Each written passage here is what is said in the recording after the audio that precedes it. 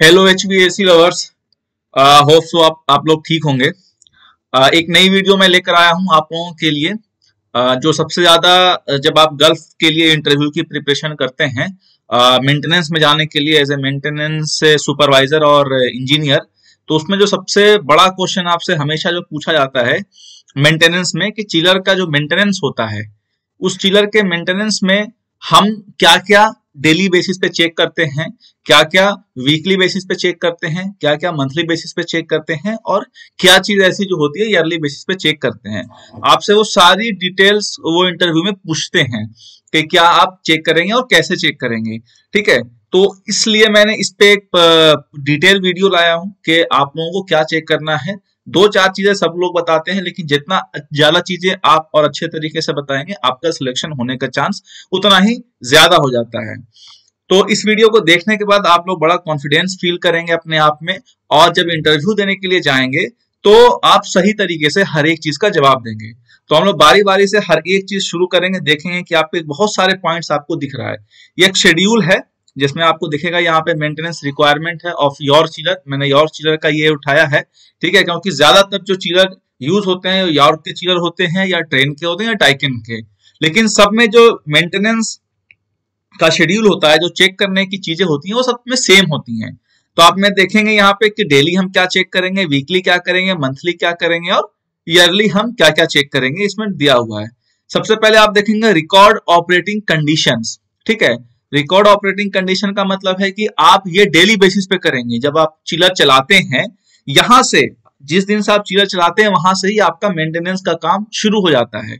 तो पहला क्या होता है कि जब आप चिलर चलाते हैं, आपने चिलर को ऑन किया और ऑन करने के बाद वो मान के चलिए 8 घंटा दिन में चलता है, तो हर दो दो घंटे पे आपको रीडिंग उसकी नोट करनी है।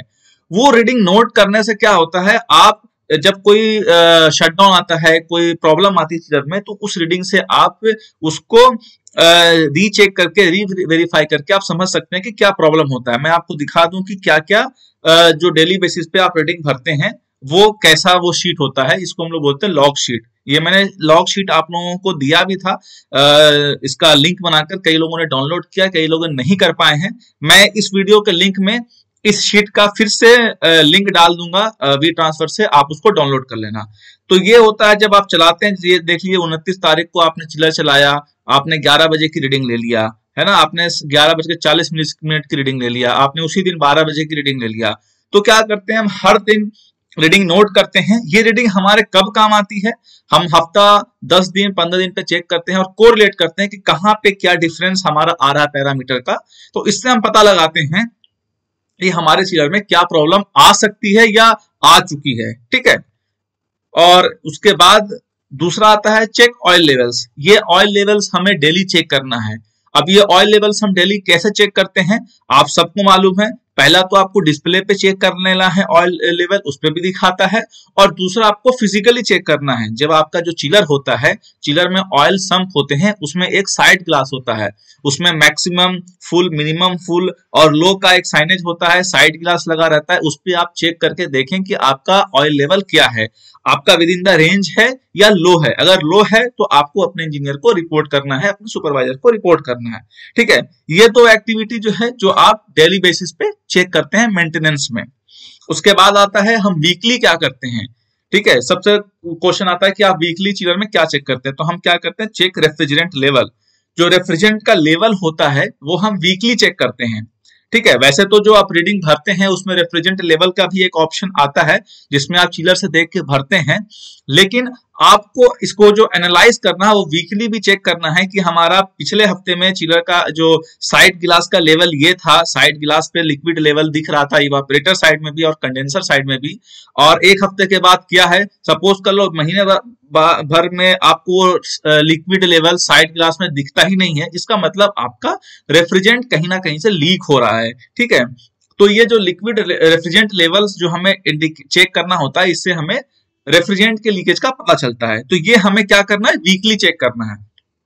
ठीक है, अब हम देखेंगे कि मंथली हमें क्या चेक करना है। मंथली हमें ये देखना है 1 2 3 4 5 6 7, ये 7 चीजें हम मंथली चेक करेंगे। क्या क्या है, सबसे पहला check oil return system operation. ठीक है, ऑयल रिटर्न सिस्टम ऑपरेशन को हमें चेक करना है। अब इसको कैसे चेक करना है, हमारा ऑयल रिटर्न सिस्टम जो बना होता है वो उसमें ऑयल सम्प होता है, पंप होता है, इडक्टर होते हैं, डिहाइड्रेटर होते हैं, ठीक है, जिसको डिहाइड्रेटर को हम लोग उसको क्या बोलते हैं,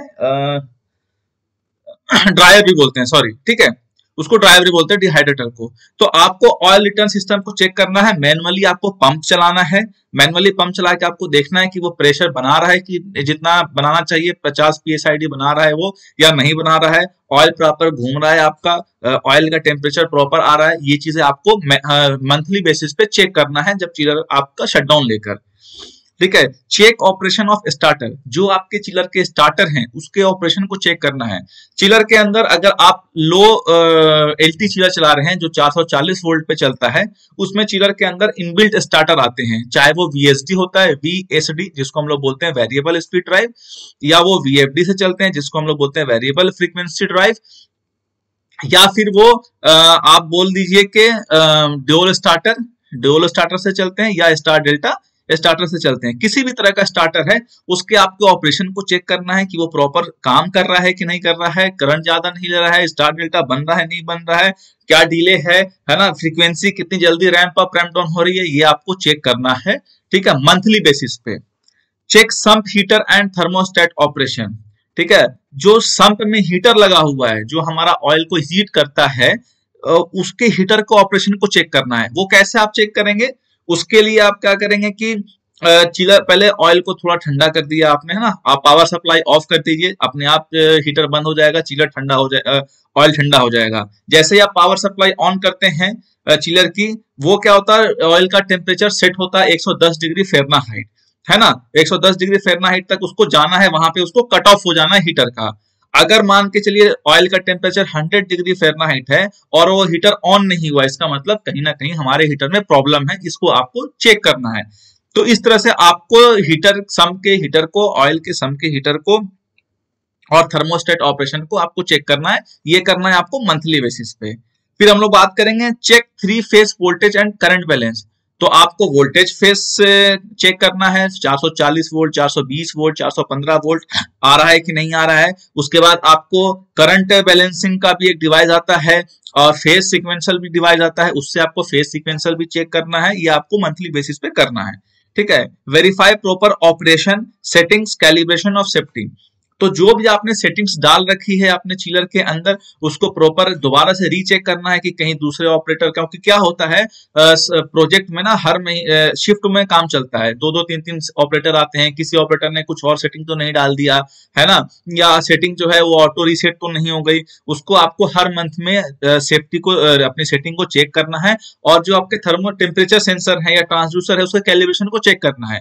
टेम्परेचर सेंसर के कैलिब्रेशन को आप चेक कर सकते हैं, उसका तरीका होता है आप उसको गर्म भी करें, टेम्परेचर अपने आप बढ़ता रहेगा, तो इससे आपको पता चलेगा टेम्परेचर सेंसर काम कर रहा है, ठीक है।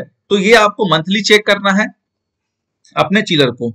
उसके बाद आता है verify condenser and evaporator water flow. तो आपके वाटर फ्लो को चेक करना है कि अगर इवापोरेटर में अगर 1000 जीपीएम जाना था तो 1000 जीपीएम मिल रहा है या नहीं मिल रहा है। उसके लिए आपके पास इक्विपमेंट होते हैं, आप या तो मैनोमीटर से चेक कर लीजिए चार्ट से प्लॉट करने के बाद, या फिर आप अल्ट्रासोनिक फ्लोमीटर लाइए, या फिर आप इलेक्ट्रोमैग्नेटिक फ्लोमीटर लाइए। किसी भी तरह के फ्लोमीटर को लगाकर आप इवापोरेटर एंड कंडेंसर के अक्रॉस अपना वाटर फ्लो चेक कर लीजिए और उसको वेरीफाई कीजिए कि जितना चिलर का रिक्वायरमेंट था उतना वो मिल रहा है कि नहीं मिल रहा है, ठीक है। उसके बाद आपको चेक करना leak check and repair leaks as needed. तो आपको चिलर की लीकेज की टेस्टिंग करनी है, ये आपको मंथली करनी है, ठीक है। अब आप लीकेज टेस्टिंग कैसे करेंगे, रेफ्रिजरेंट निकाल कर आप नाइट्रोजन तो डाल नहीं सकते हर महीने, है ना। तो इसकी चेकिंग करने के लिए आप देख सकते हैं आपके पास प्रेशर मौजूद रहता है कि स्टैंडिंग प्रेशर हमारा क्या होना चाहिए चिलर का। आपके जो मैंने बताया था कि आप जो रीडिंग भर रहे होते हैं उस रीडिंग को आप देखेंगे कि हमारा स्टैंडिंग प्रेशर कांस्टेंट है या नहीं है, ठीक है। उसके बाद आप दूसरी चीज से चेक कर सकते हैं कि आपका लिक्विड लेवल ड्रॉप तो नहीं हो रहा है। अगर लिक्विड लेवल ड्रॉप हो रहा है इसका मतलब रेफ्रिजरेंट लीकेज है।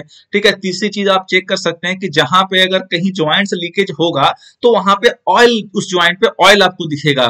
ठीक है, ये एक थंब रूल होता है, आप उससे भी चेक कर सकते हैं। और जो चौथा तरीका है कि आप रेफ्रिजरेंट को रिकवर करें और उसमें नाइट्रोजन प्रेशर डालकर फिर लीक चेक करें, तो वो आप ईयरली बेसिस पे करते हैं, वो आगे हम बात करेंगे। तो इस तरह से आप रेफ्रिजरेंट को चेक कर सकते हैं और कोई अगर लीकेज आपको मिलती है तो उसकी रिपेयर कर सकते हैं। ये सारी चीजें हम मंथली बेसिस पे करेंगे।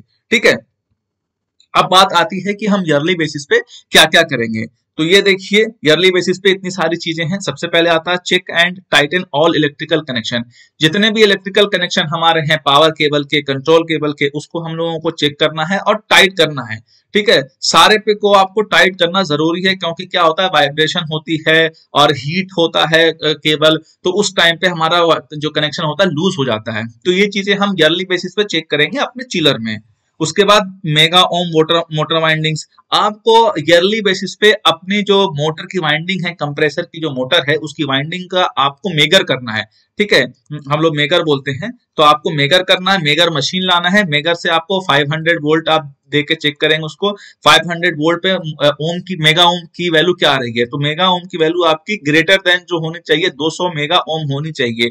ठीक है, 100 mega ohm, 200 mega ohm greater than या इनफाइनाइट पे भी जाएगी तो बहुत अच्छी बात है। तो ये वैल्यू आपकी आनी चाहिए, इसका मतलब आपका जो मोटर है वो हेल्दी कंडीशन में है। Replace oil filter and oil return filter dryers, जो मैंने आपको बताया था डिहाइड्रेटर या जो ड्रायर्स है, तो जो ऑयल के फिल्टर्स हैं या एडप्टर हैं या डिहाइड्रेटर्स हैं, उनको आपको ईयरली बेसिस पे चेंज करना ही करना है। ठीक है, चाहे वो अच्छी कंडीशन में हो चाहे खराब कंडीशन में हो, आपको 1 साल पे चेंज करना है। वो आपकी चिलर की सेफ्टी के लिए है, चिलर की हेल्थ के लिए है। क्लीन और बैक फ्लश हीट एक्सचेंजर, जो आपका हीट एक्सचेंजर, जैसे मैंने आपको बताया वीएसडी पे चिलर चलता है यॉर्क का, या वीएफडी पे चलते हैं, तो उसके अंदर क्या होता है, उसको कूलिंग करने के लिए उसका इंटरनल हीट एनर्जी जनरेट होती है, उसके अंदर फैन लगा होता है, तो उसको जो हीट एक्सचेंजर है उसको आपको क्लीन करना है। ठीक है, चाहे आप केमिकल से करें चाहे आप ब्लोअर से करें, तो उसको क्लीन करना है ताकि उसके अंदर की जो आपका कभी जो टेम्परेचर आता है ना कि हाई वीएसडी टेम्परेचर सेंसर पे चिलर ट्रिप कर गया, तो वो कभी आपका सेफ्टी पे चिलर ट्रिप नहीं करेगा। हालांकि मैंने चिलर की सेफ्टी पे वीडियो बनाया हुआ है, 19 तरह की सेफ्टी मैंने बताया है, आप वो वीडियो जाके देखें, आपको चिलर की सेफ्टी के बारे में भी सब चीज पता चल जाएगा, वो भी आपकी इंटरव्यू से रिलेटेड है। उसके बाद आता है रिप्लेस स्टार्टर कूलेंट। जैसा कि मैंने आपको बताया कि हीट एक्सचेंजर तो आपको वीएसएसडी का या जो उसका स्टार्टर है या वीएफडी है, जो सो हम ठंडा कर रहे हैं अपने स्टार्टर को, मोटर के स्टार्टर को, तो उसके हीट एक्सचेंजर को तो हम चेक करेंगे ही करेंगे, क्लीन करेंगे ही करेंगे। तो उसमें जो हीट एक्सचेंजर में हमारा ऑयल जो कूलेंट घूम रहा है उसको भी ठंडा करने के लिए उसको भी हमें रिप्लेस करना है 1 साल में। ठीक है, आपको ये नहीं देखना है कि अभी जो कूलेंट अच्छा है मेरा, अभी काम कर सकता है। आप थोड़ा सा पैसा बचाने के लिए आप अपने चिलर की हेल्थ के साथ खेल रहे हैं, तो आपको हर 1 साल में अपने कूलेंट को चेंज करना ही करना है। उसके बाद आता है रिप्लेस और क्लीन स्टार्टर एयर फिल्टर्स। जो starter VSSD, SSC, VFD, star delta या डुअल स्टार्टर, जो भी स्टार्टर होते हैं आपके चिलर के, मोटर के, उसमें जो आपका फिल्टर है उसको आपको क्लीन करना है 1 साल में। ठीक है, यहाँ पे आप देखेंगे x पे पावर 2 लिखा हुआ है, इसका मतलब है कि ये आप फ्रीक्वेंटली भी कर सकते हैं, साल में 2 बार भी कर सकते हैं। Perform oil analysis on compressor lube oil. ठीक है, जो कंप्रेसर का जो लुब्रिकेटिंग ऑयल हम लोग यूज कर रहे हैं उसको आपको थोड़ा सा सैंपल लेकर लैब में भेजना है और उसको एनालाइज करना है कि ये जो ऑयल अभी काम करने लायक है या नहीं है, और अगर ये ऑयल की रिपोर्ट अच्छी नहीं आती है आप उसको पूरी ऑयल को चेंज कर देना है आपको। ये आपको ईयरली बेसिस पे करना है। ठीक है, ये दिख रहा है आपको, ईयरली बेसिस पे आपको कंप्रेसर के ऑयल का एनालिसिस करना है, केमिकल एनालिसिस करना है लैब में भेजकर, और अगर चेंज करने के लिए बोलता है लैब से तो आपको चेंज करना है। Perform refrigeration analysis. ठीक है, आपका जो रेफ्रिजरेंट है उसको भी एनालाइज करना है, अगर वो रेफ्रिजरेंट आपका काम कर रहा है, सही कर रहा है तो आपको रखना है, नहीं तो आपको उसको भी चेंज कर देना, रिप्लेस कर देना है।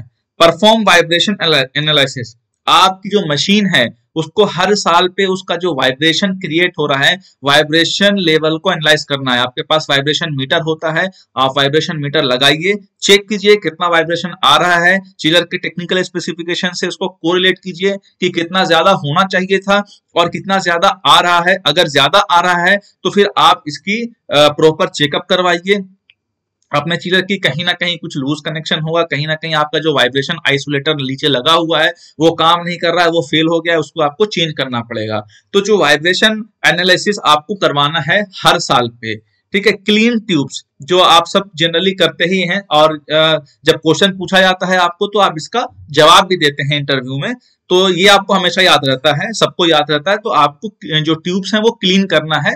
जैसे कि यहाँ पे देख रहे हैं x पे पावर 2 लिखा हुआ है, इसका मतलब आप इसको साल में एक बार भी कर सकते हैं या आप इसको साल में 2 बार भी कर सकते हैं, बेस्ड ऑन कि आपका स्केल फॉर्मेशन कितना हो रहा है। आपकी अप्रोच हर 6 महीने पे बढ़ तो नहीं रही है। अगर आपकी अप्रोच बढ़ रही है तो आपको क्लीन जो ट्यूब को क्लीन करना ही करना है। अगर आपकी नया चिलर है, अप्रोच नहीं बढ़ रही है, तो आप साल भर में भी करें, लेकिन पुराने चिलर में अप्रोच जल्दी बढ़ती है तो आप 6-6 महीने पे ट्यूब को क्लीन करते हैं। ठीक है। तो मैंने आपको बताया कि कंडेंसर अप्रोच और इवेपोरेटर अप्रोच क्या होती है और वो बढ़ता है तो क्या इशू होता है, वो सारी चीजें मैंने आपको ऑलरेडी वीडियो में बता रखी है। आपको नहीं मालूम है तो फिर भी आप जानकारी लेने के लिए वो वीडियो देख सकते हैं। उसके बाद आता है perform eddy current testing and inspect tubes. तो ये एडी करंट टेस्टिंग होती है जो हम लोग 2 से 5 साल के बीच में एक बार करते हैं। एडी करंट टेस्ट हम इसलिए करते हैं, अगर आप बताते हैं इंटरव्यू में कि हम एडी करंट टेस्ट हमको 5 साल में एक बार करना चाहिए या 2 से 5 साल के बीच में एक बार करना चाहिए, तो आपसे इंटरव्यूअर पूछ सकता है कि एडी करंट टेस्ट क्यों करते हैं।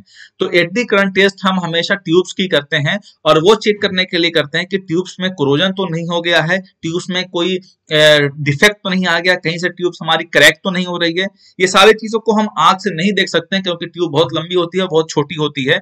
तो इसलिए हम एडी करंट टेस्ट परफॉर्म करते हैं, जिससे हमें कहां पे क्रोजन हो रहा है, कहां पे हमारी ट्यूब क्रैक है, या कहां पे स्ट्रेस जनरेट हो रहा है। स्ट्रेस का मतलब कहां से वो लीक करने वाली है, कहां पे एरिया उसका जो सरफेस एरिया कम हो रहा है, थिकनेस कम हो रहा है ट्यूब की, वो हमें एडी करंट टेस्ट से पता चल जाता है। तो ये हमें 5 साल में एक बार जरूर करवा लेना चाहिए अपने चिलर का।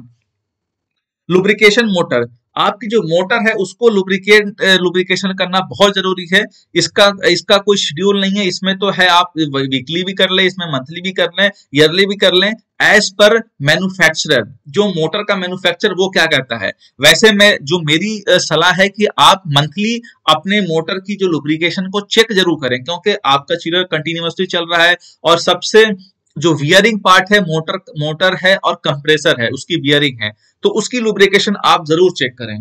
तो ये कंप्लीट मेंटेनेंस शेड्यूल है चिलर का, एक हेल्दी चिलर को रखने के लिए। और ऑपरेशन में सबसे बड़ी चीज है कि अपने सिस्टम को आपको अच्छा रखना है, चाहे मेंटेनेंस पे खर्च करने पड़े तो करना पड़े, लेकिन अगर कोई इक्विपमेंट खराब हो जाएगा उस पर खर्च बहुत ज्यादा होता है। तो आपको अच्छा मेंटेनेंस करने से ही आप अपने सिस्टम की हेल्थ को बनाए रख सकते हैं। तो ये सारी चीजें अगर आप इंटरव्यू में इस तरह से डेप्थ में उसको समझाएंगे तो आपका सिलेक्शन पक्का है, 100% आपका सिलेक्शन होना है, आपको अच्छी सैलरी मिलनी है गल्फ में या कहीं भी। तो ये वीडियो अगर आपको पसंद आई, आपको नॉलेजेबल लगी है, तो आप लाइक जरूर करें, शेयर करें और अपने दोस्तों के साथ शेयर करें जरूर। लेकिन अगर आप नए हैं तो चैनल को सब्सक्राइब जरूर करें। थैंक यू दोस्तों।